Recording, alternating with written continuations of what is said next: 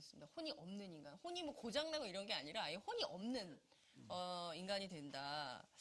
그리고 바르게 역사를 못 배우면 혼이 비정상이 된다고 그랬어요. 혼이 비정상이 될 수밖에 없고 이건 굉장히 무서운 일이다. 이런 지적을 했는데요. 이것을 이제 정치부 기자들은, 저는 이제 정치부 기자인데, 정치부 기자들이 이것을 빗대서 박근혜 대통령의 혼정치다. 이렇게 표현을 하기도 하는데요. 그 대통령이, 혼을 강조한 대통령이 역사상 처음 있는 대통령 같아요. 선생님께서는 박 대통령이 이렇게 혼을 강조하는, 민족의 혼을 강조하는 이유가 어디에 있을까? 좀 그런 그분의 어떤 철학적 배경이나 뭐 이런 게 좀 있을까? 그것도 좀 궁금한데요. 선생님 좀 어떻게 보십니까? 글쎄, 뭐 저는 도무지 그 혼이라는 말을 가지고 네.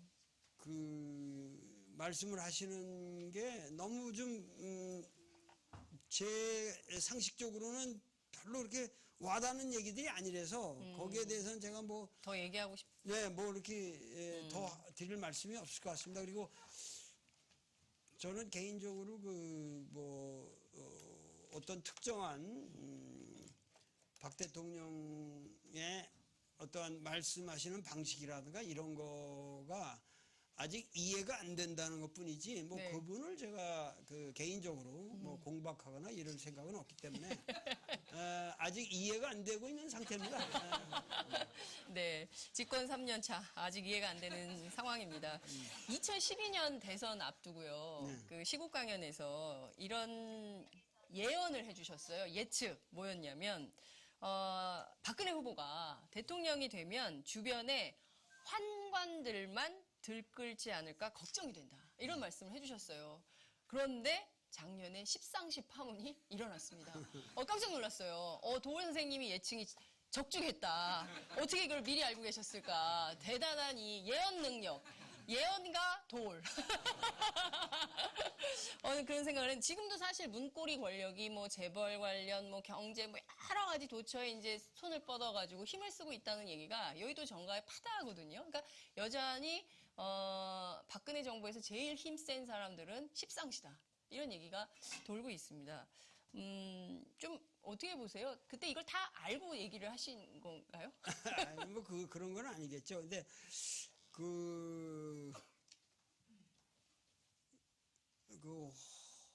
환관이라는 게 불알이 없는 사람들 아니에요. 그러니까는 불알이 없다는 게 뭐라 그럴까, 그 자기 주관이라든가 그 역사의 판단을 그 자기 독자적인 생각에서 뭐 간언을 한다든가 이럴 능력이 없는 사람들. 그러니까 이런 것들이 뭐냐면은 지금 모든 그 박 대통령께서 좀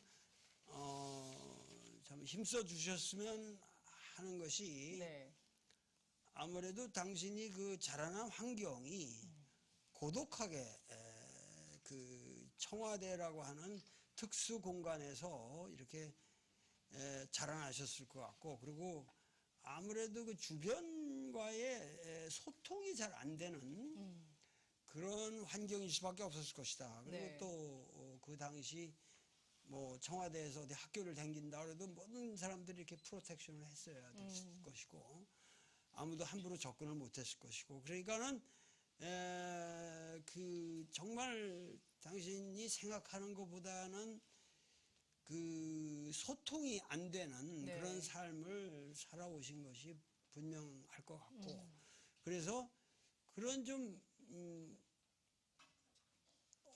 뭐 지금 박 대통령만큼 우리나라 역사상 지금 강력한 나는 대통령이 없다고 생각하는데, 네.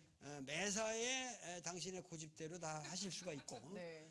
지금 아마 최근에 이런 대통령이 없었을 없었어요. 겁니다. 네. 그리고 근데 이것이 뭐냐면, 이분이 그 아주 솔직히 말씀드리면 한국 사람들이 동방예의주의 돼서, 네. 우리가 저도 그렇지만 여성분이기 때문에 여성분에 대해서는 일정한 예의를 지키거든요.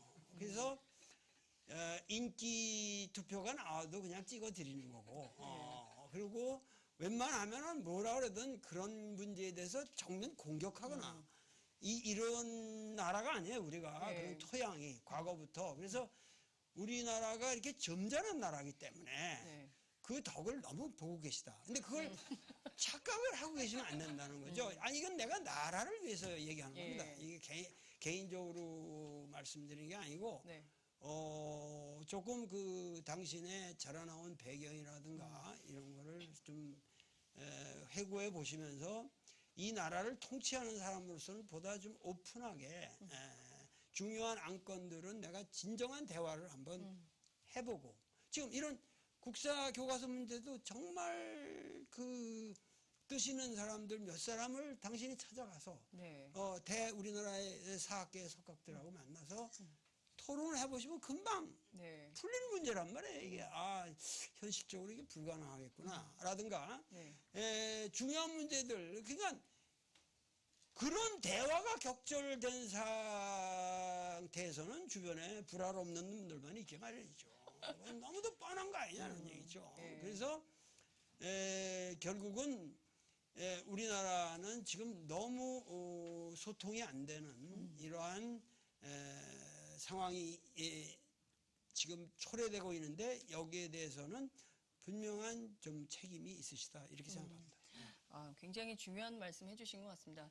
이 소통이 안 되고 이 문제가 커지는 데는 박근혜 대통령의 분명한 책임이 있다. 이렇게 분명하게 말씀을 해주셨습니다.